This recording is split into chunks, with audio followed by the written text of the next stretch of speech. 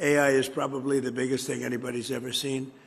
And whoever wins that race is probably going to win, period. President Donald Trump is all in on backing the artificial intelligence boom. But there is a downside to AI, potential spikes in electricity rates to pay for the new power generation and transmission upgrades. On Thursday, the president expanded a White House effort to prevent these rate hikes. It's called the Ratepayer Protection Pledge. He announced that 23 Republican governors had signed on. The pledge is a non-binding agreement with participating utilities and data center developers to, quote, protect American consumers from price hikes due to data center energy and infrastructure requirements. We're insisting that AI data centers and big tech companies pay their own way, and that's what they're doing, and they're happy to do it. The Pew Research Center says more than 3,000 data centers have already been built in the U.S., and more than 1,500 are being developed. These centers consume not only a large amount of electricity, but also millions of gallons of water to stay cool. No data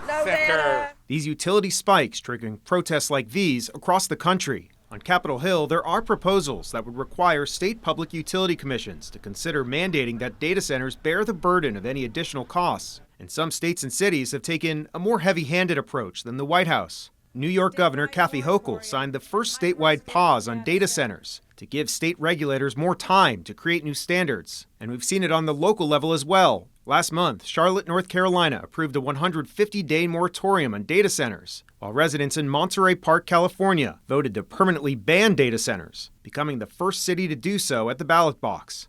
Now, this pledge was only signed by Republican governors, but the White House has not confirmed whether they asked Democrat governors to participate. North Carolina's Democratic Governor Josh Stein told Spectrum News that his office was not invited to join.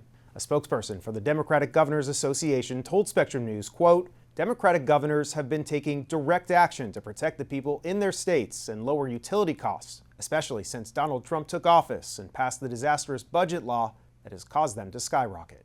In Washington, I'm Evan Koslof for Spectrum News.